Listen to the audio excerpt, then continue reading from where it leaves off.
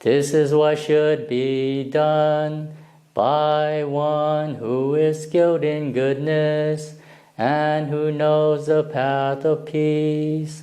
Let them be able and upright, straightforward and gentle in speech, humble and not conceited, contented and easily satisfied, unburdened with duties, and frugal in their ways, peaceful and calm and wise and skillful, not proud and demanding in nature.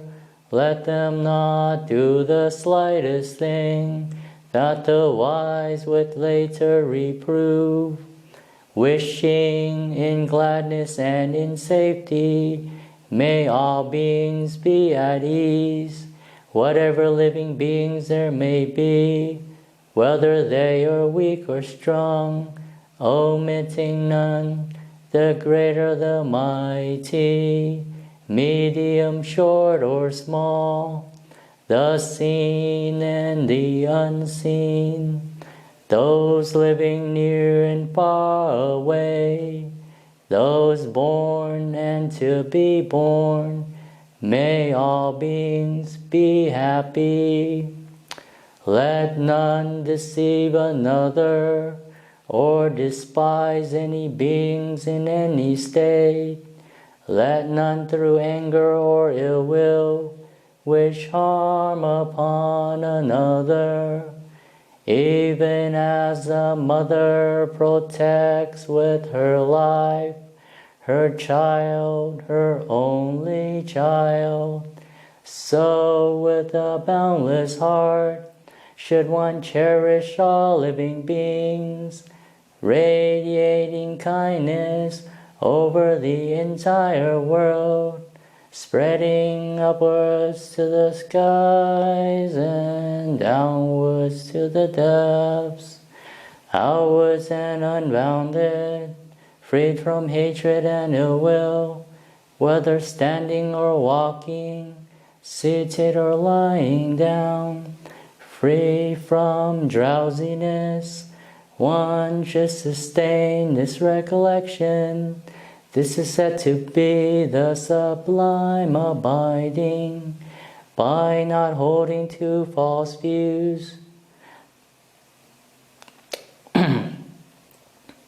The pure-hearted one, having clarity of vision, being freed from all sense desires, is not born again into this world.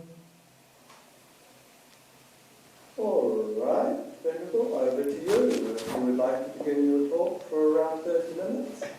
Okay, so just any suggestions on any topics that anyone want to talk about? Would anyone like to suggest a topic?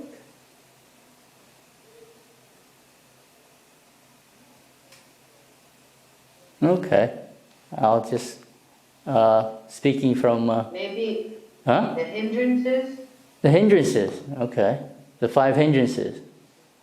Okay, so I guess I'll start off with what's been going through the day, and related to the hindrances. Maybe whichever hindrance is prominent that I see that is sort of relevant at the time. So sort of ill will, negativity, fault finding. I think that's a common one that we encounter throughout our days. Where we expect things to go a certain way when we start our day, and we have plans. We're going to go to work today, and this is going to happen, this and that, and we have agendas of what we need to do. We all have works, even as monks. And then sometimes we come across something that didn't go according to plan. It's like, this it didn't work out as I planned, and then then you sort of like dwell on it after work, and then you kind of like think about, oh yeah, if I did it this way, then it would have been better, and they shouldn't have said that, or I shouldn't say that, and you can get caught up in ill will about the past and waste a lot of time in meditation if we we don't catch it early. So we can dwelling on the past in a negative way. So that's one of the hindrances I think I would say people face during their daily life in working and whatever other things that you do. So how do you overcome that ill will? Of course you see it, you identify it. Oh yeah, this is a hindrance to my meditation. When I'm sitting peacefully or I'm resting, I'm just having a cup of tea, and after a long day of work, and then the mind goes and starts thinking about, what should have been, or start going back to the past in a negative way. So when you notice that, then you kind of like, hey, this isn't going to be helpful because, well, the past is gone already. I can't change it. It's already gone. And by think about what would happen if I did it this way or that way, well, it doesn't really matter because it's already done with already. And by thinking about it, you're just feeding that negativity. And by feeding that, you're ruining your own peace of mind and your happiness just to enjoy, being at home with your family or whatever you're doing when you're back at home.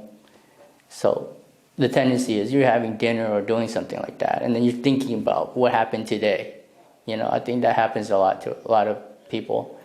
And, so having that, knowing that the mind is inclining towards that way, you can sort of like, catch it and be kind to it and go, be kind to it and make peace with it. You don't want to try to get rid of it, and then that's also ill will against the ill will. So you already have negativity, and you're having negativity against the negativity. So you're also, by trying to get rid of it, you makes it more, making the wave even more bigger by trying to pat down the wave in the ocean. So what happens? So it takes a bit of patience, and it takes sort of a bit of clear seeing and wisdom, so you know what's going on, and you just sort of like relax. Ajahn Brahm likes to talk about relax to the max. And then, that's also a very good way to do it. You're enjoying the moment, you're relaxing, having a nice cup of tea or coffee or any favorite drinks, and you relax the body. And that kind of eases that negativity in the body first, because usually it manifests in the mind, but also the body is the coarser form. And if you can relax the body first, and then, it takes a while to relax and calm the body down, and then you can, then look into the mind and kind of ease that, because that's more refined and it takes time. So you find a nice, quiet place, at the park or somewhere in nature where it's quiet and serene and inspiring. And where you can just kind of like, really take some relief out from the day. Take a walk, walk around, do some walking meditation. Get sort of the coarse form of the negativity out of the way, and then ease it down. And after the walk, you can sit down and relax again, and close your eyes, or even lie down sometimes, inclining, sitting really comfortably. When we think of meditation, sometimes people think, you have to sit in, full lotus or half lotus or cross-legged, and, sometimes that makes it worse. It makes the tension, I have to sit a certain way, and, that adds to that negativity. But if you sit in a relaxed posture in a chair, that makes it like, it's so nice, it's relaxed time. It's not, meditation is not work time. Meditation is relaxing. Instead of you're trying to achieve something in meditation again, you're trying to get samadhi, you're trying to get jhanas or whatever. It becomes work again, which that's not the case. Meditation is having fun and relaxing. It's a time out, having a holiday, like Ajahn Brahm would say. So that's sort of like the way you get ready for meditation, basically relaxing and calming the mind down in stages, slowly by slowly. And by the time you're sitting down comfortably, the mind is more susceptible to that peace, that calm, and then, then you let it be. And then once the mind see the benefit of the calm, so you look for the piti sukha, or the happiness of sitting quietly. And sometimes we don't see that. Sometimes we get a bit restless when we sit down. Yeah, the mind's moving again. Oh, it's like I want to do something. But here it takes a bit of patience. A patience to know that if you let the cup of water, you put it down, it's gonna jiggle around, like Ajahn Brahm says. The water, when you put it down in the cup, it's gonna move around a bit. So you wait until the waves would settle down. So that takes a bit of wisdom and patience. And just like boiling a kettle, you have to wait a certain amount of time for it to boil. So that's sort of like the wisdom of meditation. You have to wait a while. It's not going to happen right away, but you have to leave it alone. You don't check up on it and disturb it more. And as more and more you experiment and have the patience to put time into your meditation, and then also looking for the calm. Instead of looking for the agitation when you're waiting or you're being patient, you look for the calmness of how's it going. Oh, it's going looking for the calm direction. Oh yeah, it's getting a little bit more peaceful now. It's getting more still, and it's more happy. You look for that when you first are sitting down, and then slowly, if you look for the good part of it, the positive part, and then that builds whatever you look for in things, whatever you see in it. That's what grows. That's what Ajahn Brahm would say. That's what would grow. So, so starting out, you would do that, and then whatever object you're looking at, usually in meditation. So sometimes it's your breath, or your body, or an ache, or a pain, or irritation, so Ajahn usually talks about the present moment. So you're looking at the present moment, the here and now. Whatever's happening now is the most important thing.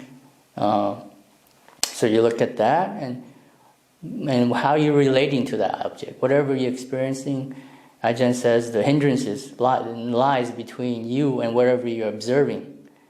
So the hindrance is not in the object, but it's in between you and whatever you're focused on.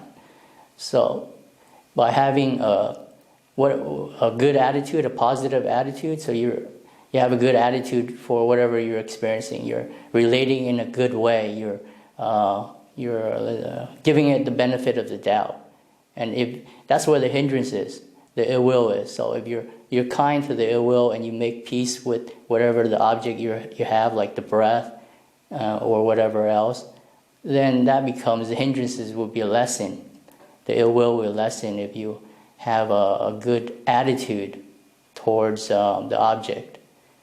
Which I'm not sure what people's object usually are. It's usually the breath or whatever's going on right in the present moment.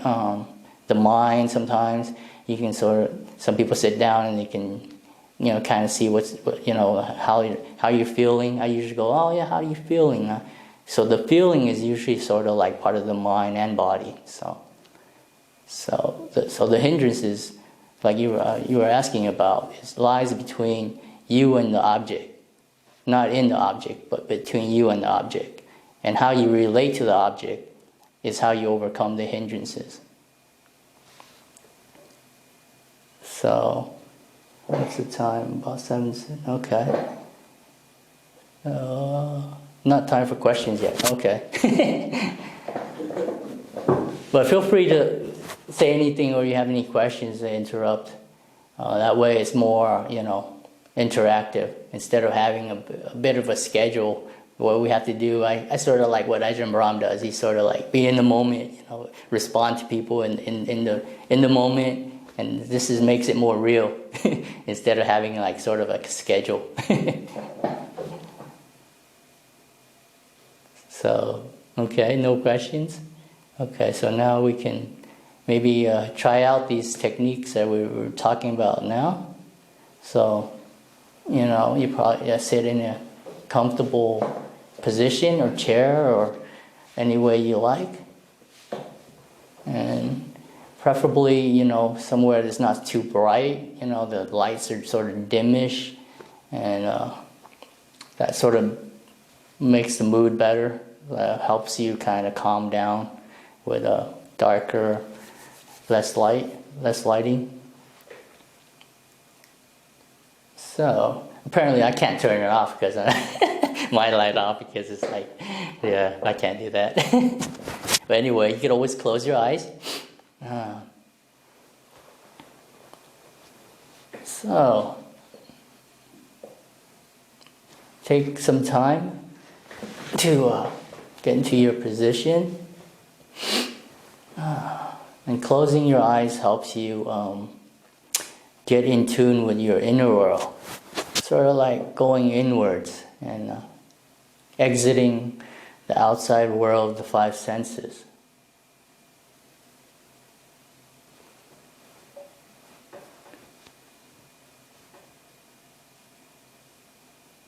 So pretend you're exiting the world, closing your eyes, and letting your five senses settle down, especially your eyes, because you will have it closed.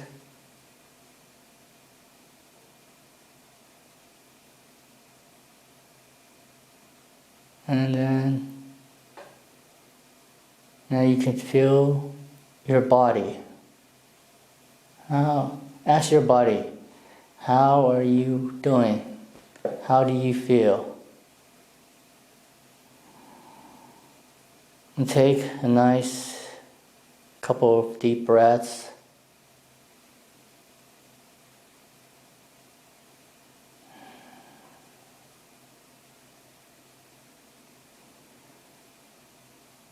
And if you've been busy, had a busy day, you might feel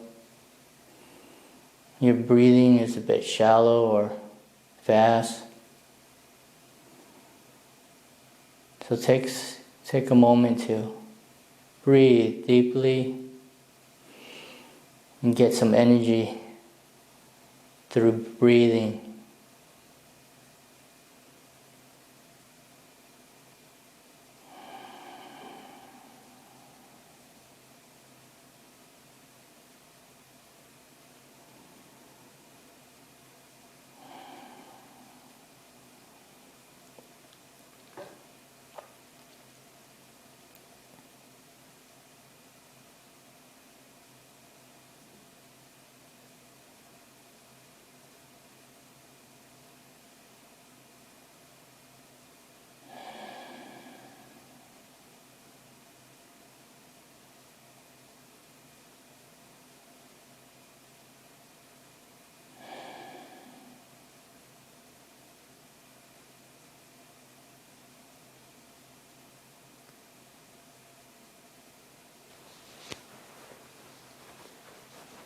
How do you feel?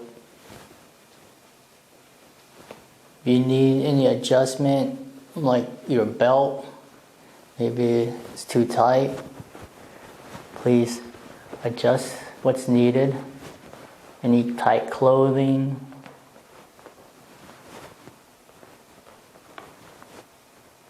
Make sure you're as comfortable as possible.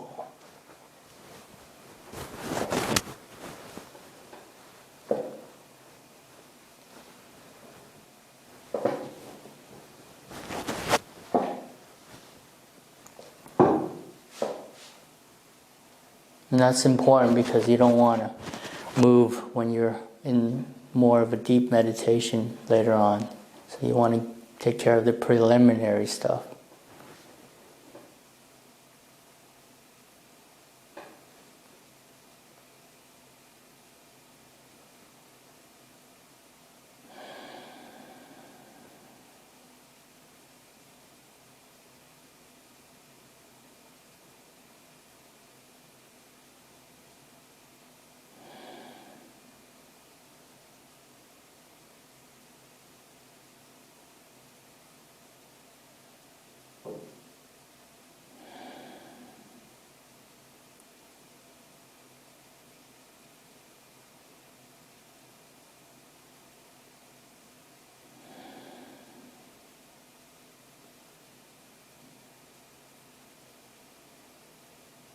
And just relaxing, letting the body settle down.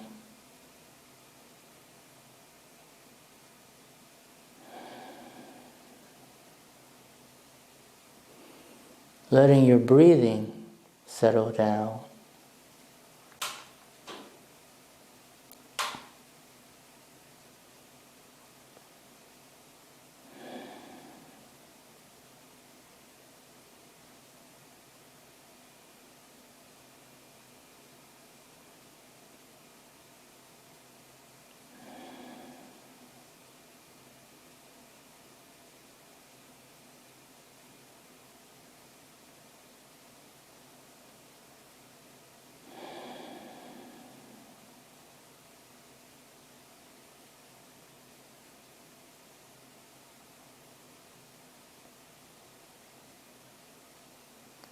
And looking for that delight, the delight in the comfort of relaxation.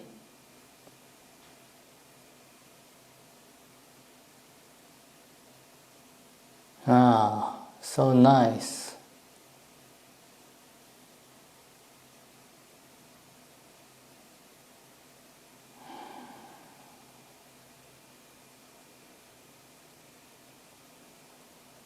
So nice to have a relaxed body.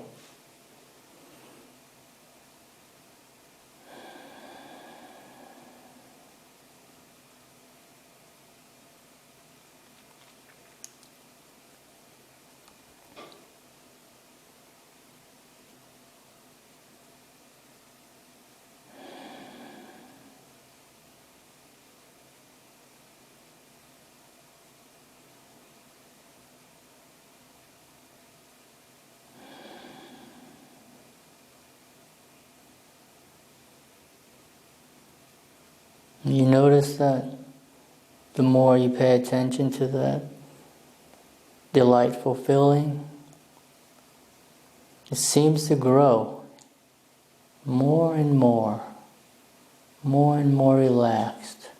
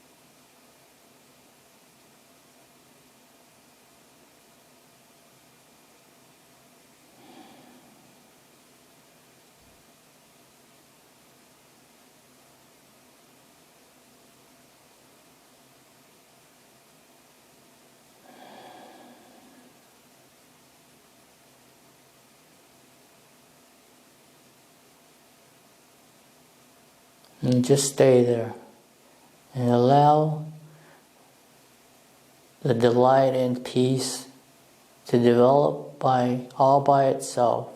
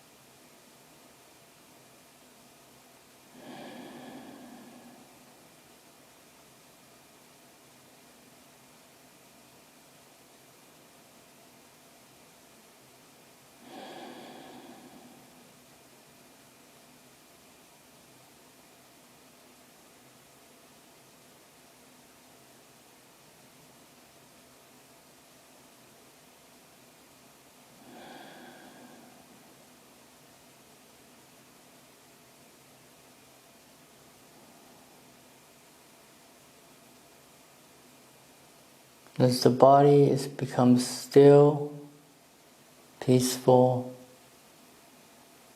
now you direct the attention towards your mind.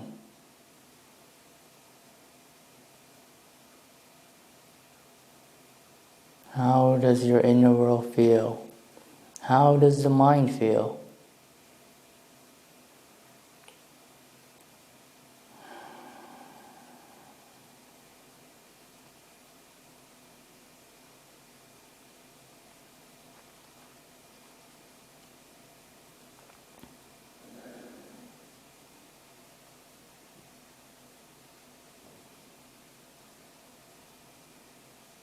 And doing the same thing, you look for the delight, the peace, the happiness in the mind.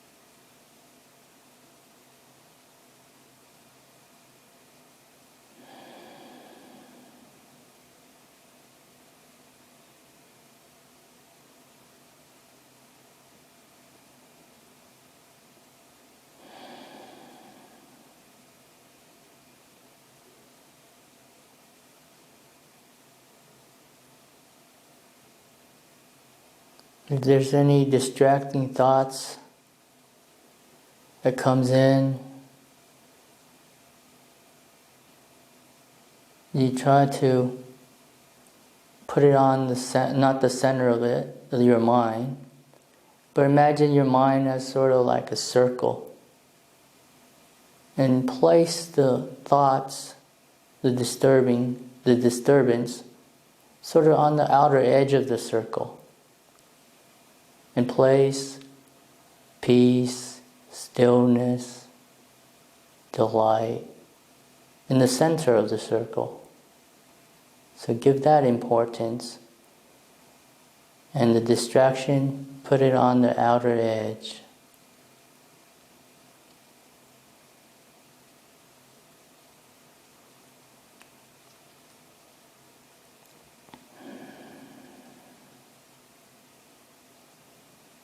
Whatever you give importance to will grow.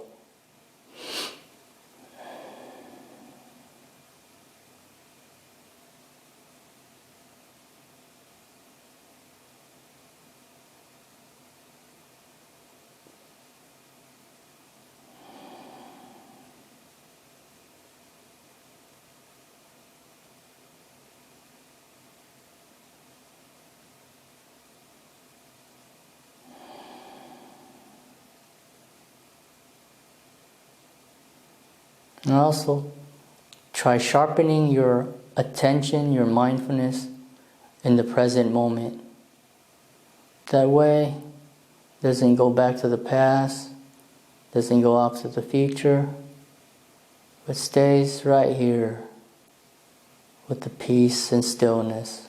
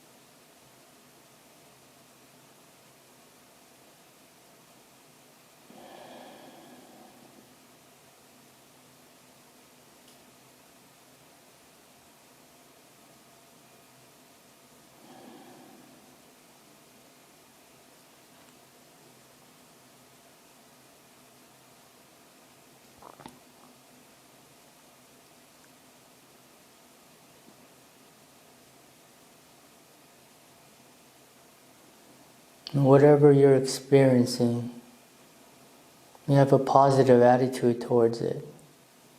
So you make peace with it, you be kind to it, and gentle.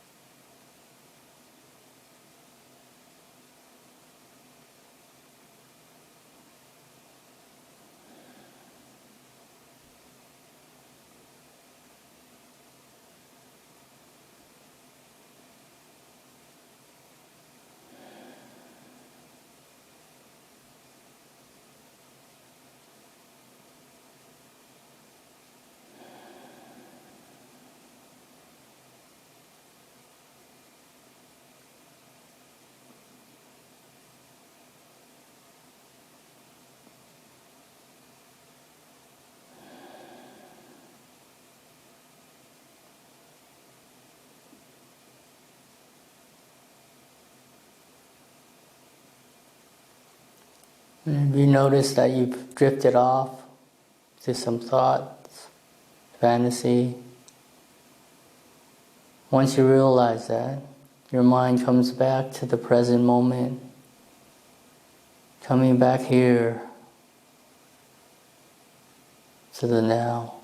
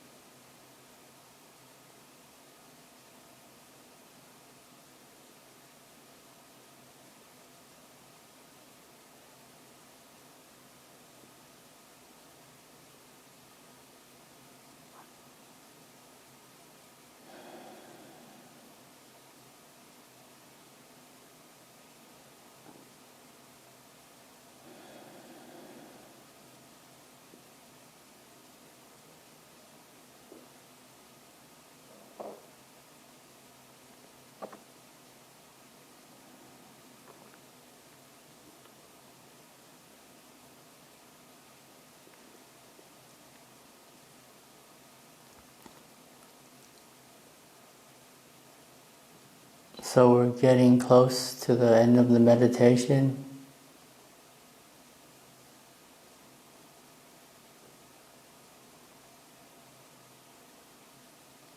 How do you feel?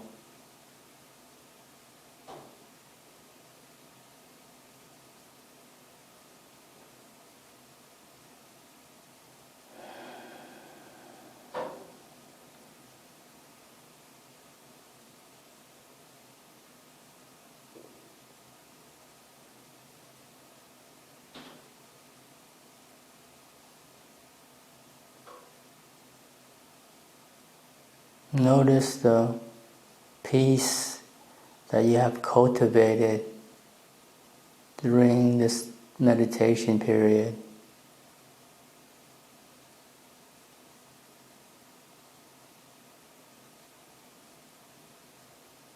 Looking for it, looking for that peace. Ah, very nice. How the mind has settled down a bit. It's less agitated, less running around, less thinking, less worrying.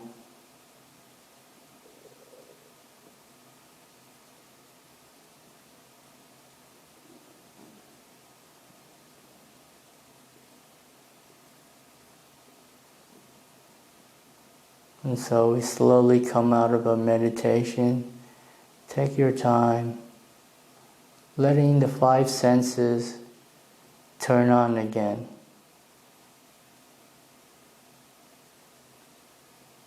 And noticing the peace and delight in the body and the mind. How wonderful it is to meditation is.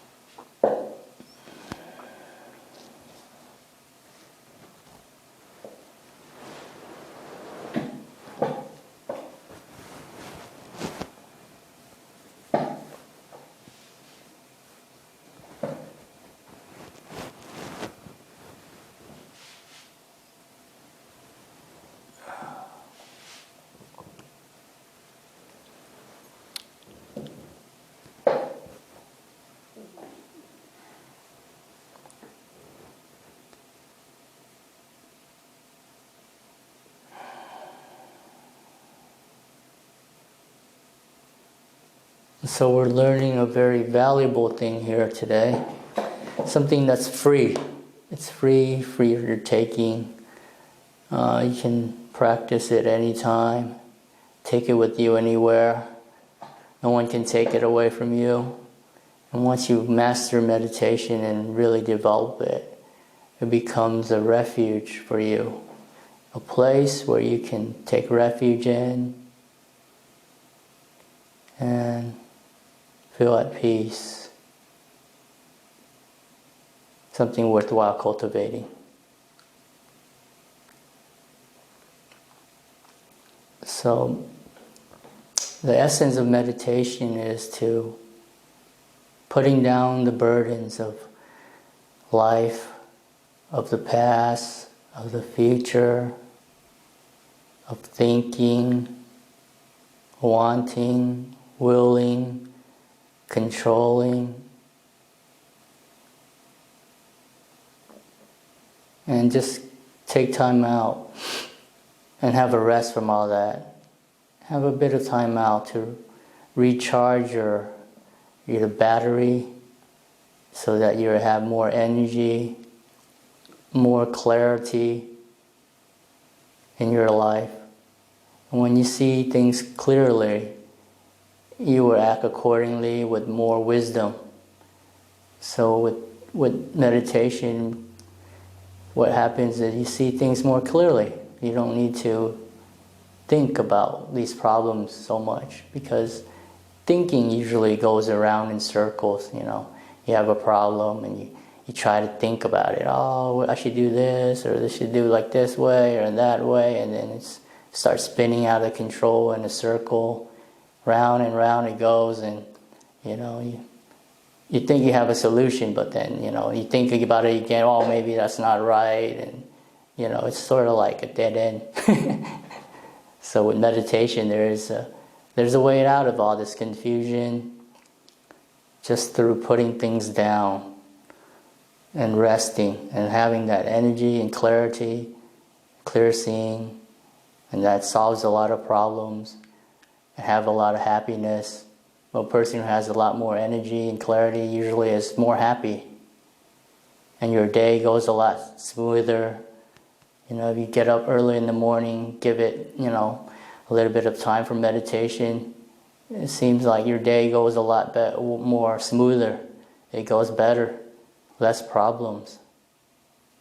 So starting in the right way, resting in the right way after you get back from work, giving yourself those times of retreat if you're lucky enough to go on retreat or take a retreat somewhere in a quiet setting. And I guess all of us here tonight is seeing the benefit of that, or at least somewhat interested in that, and seeing, oh yeah, there must be another way to solving the world's problems. All this, things that we've tried in the past doesn't work very well. Doesn't seem to solve anything. It's just kind of kicking the can down the street. You're just making more problems. You get one solution and then you create another problem and then another problem. So it's like an endless cycle. There's no ending. There's no ending. But in the Buddhist path, there is an ending. There's an ending in the Noble Eightfold Path. There's an ending to all this confusion, and there's an ending, and there's a goal there's something to be done, and it's worth cultivating. It's not easy, but it takes time and patience and perseverance. It takes all the spiritual faculties, faith, wisdom, mindfulness, investigation, piti sukha, and all that. So the Buddhist path is one of, the Buddha didn't say just to believe what he said. He'd say, test it out for yourself. Come and see. Come and see the Dhamma for yourself. Come, test it out. And when you test it out, and you have some wisdom, and you have confidence, you go, oh yeah, it does work. Wow, these teachings are amazing. Why? Because it works. It's not because you're having faith, blind faith. Oh yeah, just because he says you're going to go to heaven, But you can actually see it in this very moment, very, very life, actually. So when you meditate, you actually see the Buddhist teaching working. It's not a theory anymore. It's in action. And the more you put it into practice, you have more faith, more energy. All these enlightenment factors roll on off each other as you continue practicing, such as keeping the precepts, sila, and then meditation, and then you have wisdom, sila, samadhi, panya. That is the path, the Eightfold Path. And we start wherever we can, Some people start off practicing generosity. Some people practice meditation first. And some people have wisdom already, some wisdom to even come to this teaching. So wherever you are, we cultivate the positive and leave behind the negative. And the only thing we can do is just keep going. Like Ajahn Brahm says, very good, carry on.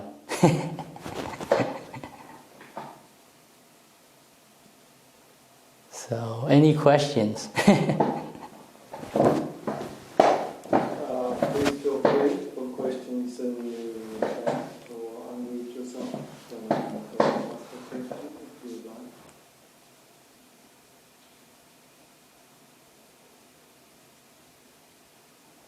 I just want to know, like, where I know this group is supposed to be from Australia, but I've heard it's gone international. Well, Venerable, we have people from the USA, Yeah. from Sweden, from Japan. Yeah. Okay, there's... Yeah, Hong Kong, okay. Yeah. Hong Kong, the Gold Coast. Let's see, I think that's out. Yes, and also I think from Thailand. John's from Thailand, I think. Okay. Well, that's good. So it's gone international. International Armadale Group. It's no longer just in Australia. So it's good to see that so many people are interested in meditation, the Ajahn Brahm style anyway. A little bit more different. And so yeah, it's good. It's good to see so many faces are interested, and we're providing a service that's very much needed, very appreciated. And it's good to see that the Dhamma is helping people. Yeah.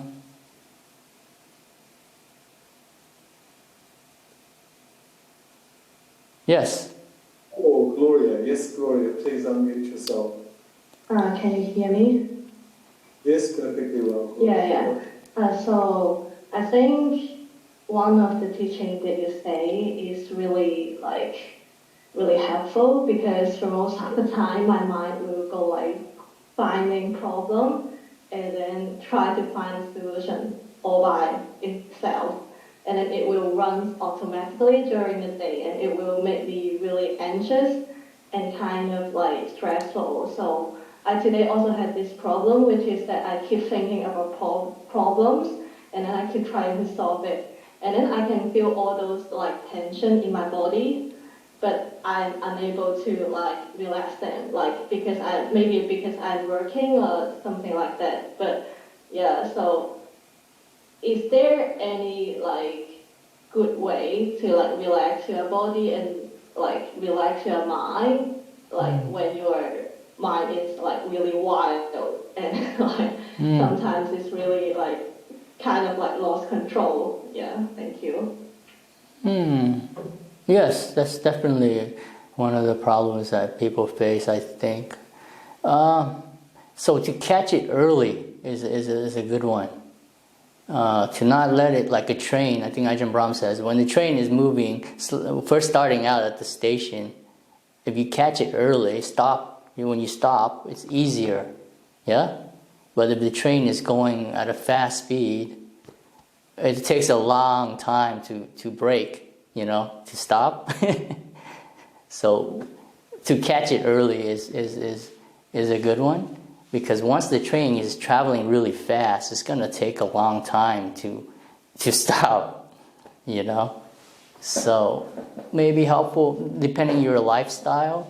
If you're online a lot and you're on social media, listening to news a lot, and what are you feeding in your mind? What are you because these things, the mind has this nutriment, and if you're feeding it negativity or excitement or the news or social media stuff like it excites the mind, it's gonna spin. It's gonna go in that direction. So I think in our modern world, we're digesting or eating nutriments of entertainment or the media, maybe in an unwise way. So if you're feeding yourself like with Dhamma talks by Ajahn Brahm and teachings and funny jokes of his talks, I find that really helpful. I remember as a layperson, I used to listen to his talks a lot throughout the day and before I go to sleep. So that's feeding you, like making you sleep very, very, very nicely. So that's feeding your mind in a wise way. What are you feeding your mind? And when it starts to get out of control, it's going to take some time to slow down. But I think maybe doing something like being in nature, taking yourself out of the city life, having like a weekend somewhere near in nature, and then not not bringing your phone with you. So that gives you time to slow down. You're not feeding the nutriments. So is that helpful? Yeah? Yeah? Okay. Yes, I can see Gloria nodding away. I'm sure she's got something from that. Thank you. That was a lovely answer. We have some questions in the chat. Can I read one for you? Oh, yeah, sure. Okay, thank you. Can you tell me more about walking meditation? Oh, yes, okay. I used to do a lot more walking meditation in my early monastic life, but nowadays I don't do that as much. I don't know why. I think maybe because I'm not focusing on my leg as much, or it takes more time, but I'm been more focused on the sitting in a very, very, very comfortable way, almost like sleeping posture. So that's my practice at the moment. I'm really, really comfortable, like getting as comfortable as you can ever get. So I like that because I meditate in my own room and no one's going to judge me because I can sit anywhere I want. So relaxing to the max, the way Ajahn Brahm says, is like, yeah, that's what you do. But for walking meditation, I think for me in the past, I walk back and forth, and it takes a bit of time for the mind to settle down. And if you're fit, you have good legs, that's a good way to approach it. So for anything like sitting or walking meditation, it takes a while to get that momentum going, that patience. So you have to walk at least, half an hour to 1 hour starting. And you have to do that maybe, maybe you want to learn it in a retreat setting. So you do it on a retreat, you do that, sit 1 hour, walk 1 hour. Because I used to sit with a Mahasi group, and that's how I learned how to do walking meditation. So we would sit 1 hour, and then we would walk 1 hour, and it's time. So we don't have anything else to do, so we just, there's nothing else to do, so might as well just walk. So then that's how I learned walking meditation. You just walk back and forth, and then you follow the instructions to relax again, be in the moment. Try to focus in the moment, what's going on, and then, over time, I think when you relax, the walking, naturally slows down by itself over time, as your mind becomes more calm, and then what my experience is, eventually the body walks itself. You don't even do the walking. When you get out there, walk a little bit, the body's just back and forth by itself, and you're not even you just don't do anything. The body just does its own walking.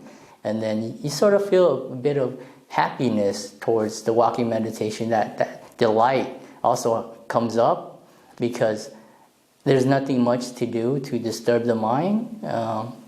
Because if you're usually walking, you have a destination to go to. You're going out somewhere, walking your dog, or doing something, you have a goal. But with walking meditation, you just walk for the sake of walking. So you just enjoy the walk. You just feel how it's so nice. I could just walk without having to worry about where I'm going, because I know I'm just going to go back the other way. So then you eventually you get into the present moment, and you just focus on the legs, left, right. And then it's as long as that's the preliminary, and then as slower you can feel like how your leg lifts up and then down and then up and then down, up, and then feel all the little sensations that are going on when you're doing that. It's so nice. It's a mindfulness of walking. And there's a delight in that. You look for that nice delight. And you get into the moment, really get into the present moment. And you feel that nice delight. And once you feel the delight in the walking meditation, that's when you know it's going to continue for a while. That's you gotten past the restlessness or the negativity part of it, and you sort of learn how to, oh yeah, I know what the essence of the walking meditation is now. It's that present moment, the delight in the present moment with kindness and gentleness. And once the delight comes up, it's just so easy to meditate or do walking meditation. It takes over and it does it by itself. It's an automatic process. And you just leave it alone. So that's my experience with walking meditation. Thank you, Venerable. We have another question here. Would it be true to say that any thought takes you out of present moment while meditating? Any thought? What do you mean? Oh, about that? Just for a moment. Any thought that you have when does it take, while you're meditating, does it take you out of the present moment? Oh, you mean like the thought that comes in to disturb you? This is in the chat here. So any thought that comes into your mind while you're meditating? Oh, for myself? No, in general. Oh, in general. That's a tricky one. That's a tricky one. When we're not, when we're meditating alone, we tend to let our mind kind of roam around. Yeah. Because, I don't know, the thought seems very interesting, oh yeah, it's like, it's very seductive, oh, come here, it's sort of like a bad habit. So there's a pleasure in it. There's a pleasure in thinking. That's why we do it.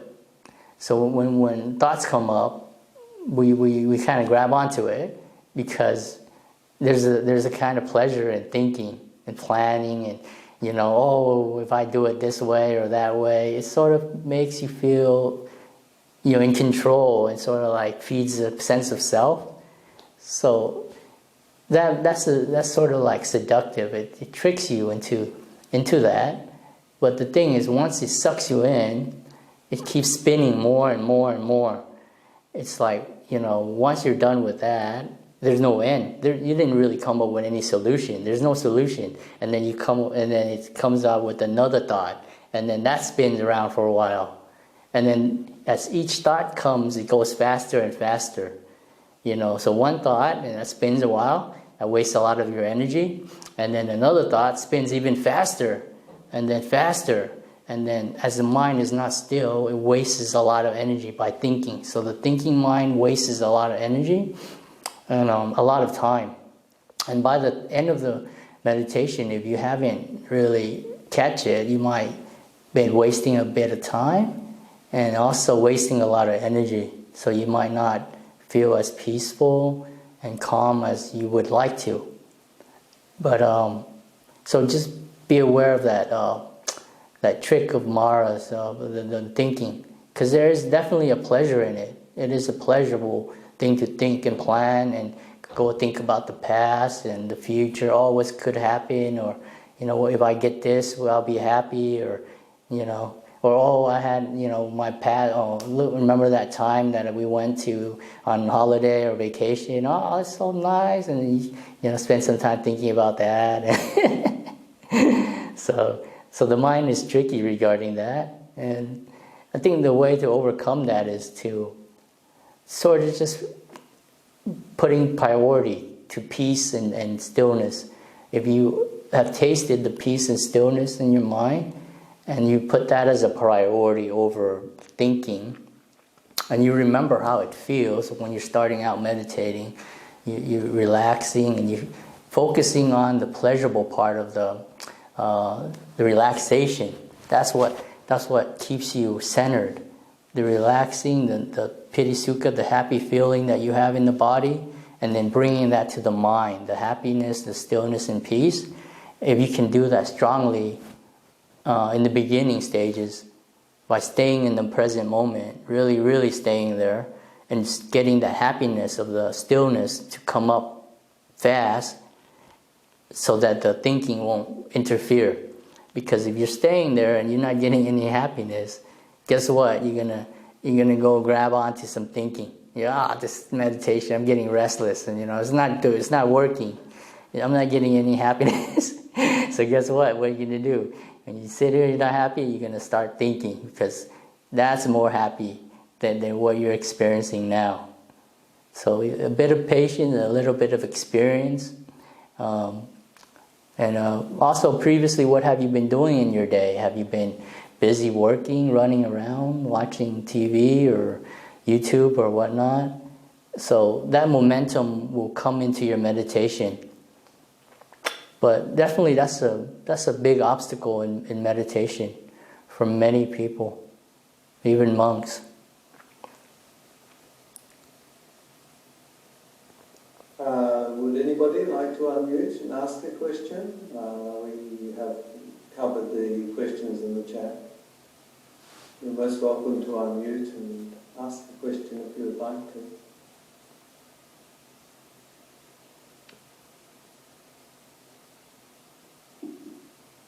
Oh yes. Okay. Would you like to ask again?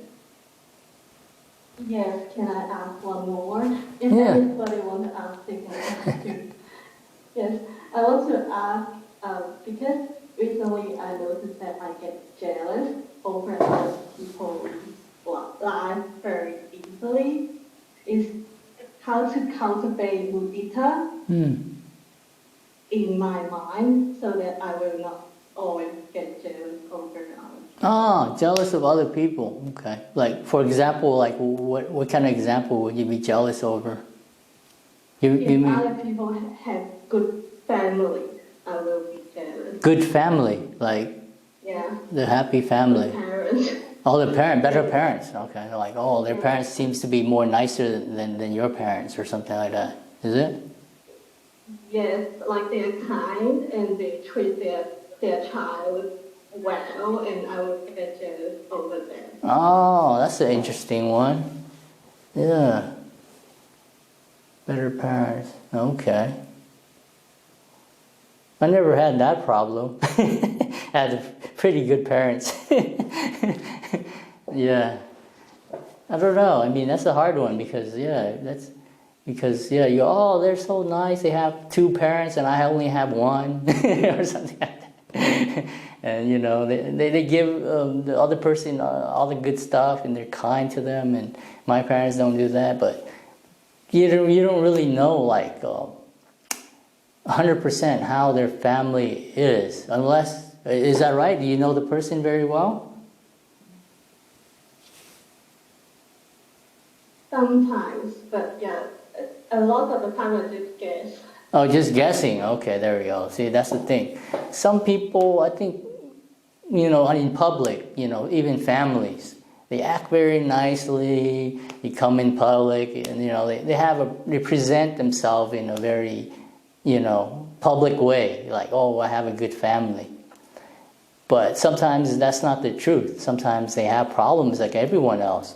Not everyone, not all the families are, we get along all the time. That's one way. Understanding the truth of things, of reality, is people will have conflict. There's no perfect family.